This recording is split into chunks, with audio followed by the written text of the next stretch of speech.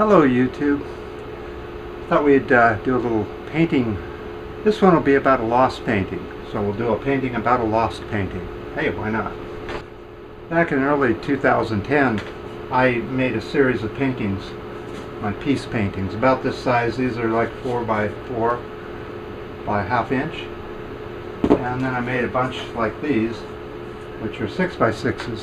What this story is about is that I had all these paintings plus more, and I went up to a show up in Marin, which is north of here, north of San Francisco. At that time, I had about 15 to 20 paintings with me, and I went to the show, and when I got back, I was missing one. So the really interesting thing is, which happened, that I came back from the show and the painting was missing. And it was one of these paintings right here. So I thought, well, no big deal. Someone stole the painting. I don't care. It's kind of neat. It has a nostalgic to it.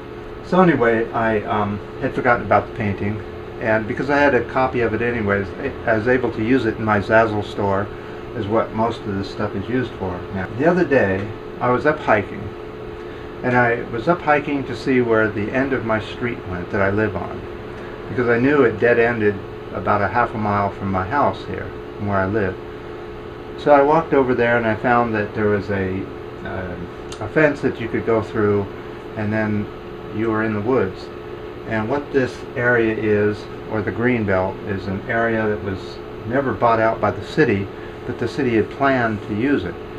So as I walked up in there, I noticed that there were roads, some old roads, and things were all prepped for the city to continue up on this valley, this very street that I live on. So anyway, I was walking up there and walking, and I came across the most unusual sight. In the hillside, there was a like a rock outcropping here. Well, it was basically a cliff, and I was coming this direction, and okay, and this is sort of what it looks like, and this would be all like rocks and just a lot of buildup of rock down here. And then this had rock that was sort of like this shape, like bricks almost. And it was sort of rock, maybe like these chunks and so on. And I know this is looking pretty bad, isn't it? So we'll switch over to the paint. So anyway, let's see, it'd be the darkest inside. So let's say the inside was sort of dark. We're doing a watercolor kind of thing with acrylics. So anyway, it was fairly dark in this little cave. I would say it measured, probably about the size of your bathtub, maybe a little smaller. And this part down here was sort of sticking out, and the cave was back a little bit, so this part was sort of like a swimming pool down in here. Is that looking kind of like a cave there? And then the top of it was something like this. Various colors in here, just kind of mixing as I go.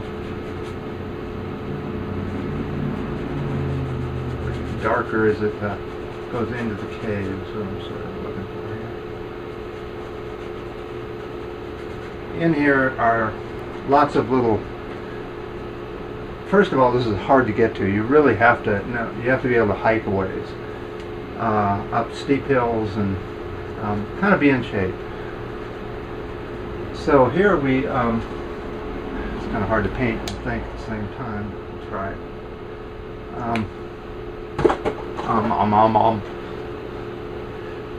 This is the foliage that's up on top of this cave. It's very green. You get this lovely, really nice foliage, all green and wet. It's been a real wet summer, cold, though today it's pretty hot. So here's this cave, and it's got this greenery all over the top of it, all the way up the hill. And I'm looking at this thing, and there's all these quarters and dimes and pennies and sculpture, and there's this one like piece of rock that sticks up in the middle, sort of like that.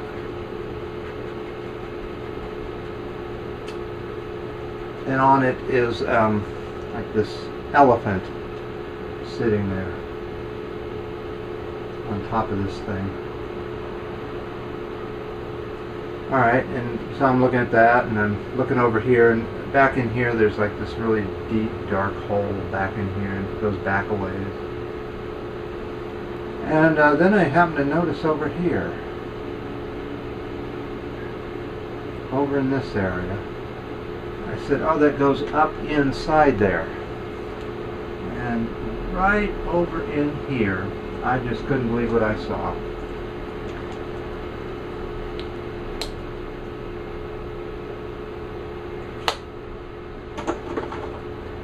Well, right over in here,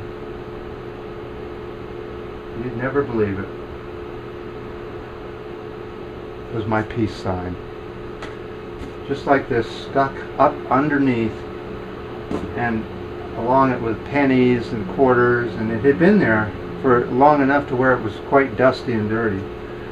So I was just absolutely amazed that this story would put my painting, my lost painting, would end up at the end of my street, where my street would have continued to go in the woodlands.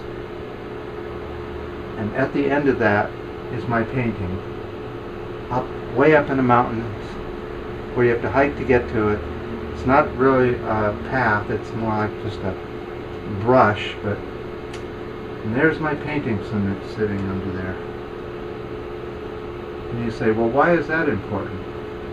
Well, the funny thing was that when I lost this painting, I was downtown, and these two tourists were getting on the F-line train, and I heard one say as I was walking by to the other, well, it was a lovely painting, I don't know what I was supposed to do with it. It's not every day you find a painting. And the woman that was with him said, well, I think you did the right thing by giving it a good home. And then I couldn't really hear anything more. And that's lovely. Paint all over the floor. So the strange thing is that the painting was lost. It may have been left in the top of my vehicle when I left to go to Marin, and it blew out on the street. And these tourists were walking and found it, and just happened to be hiking up in the woods for some reason and put it there.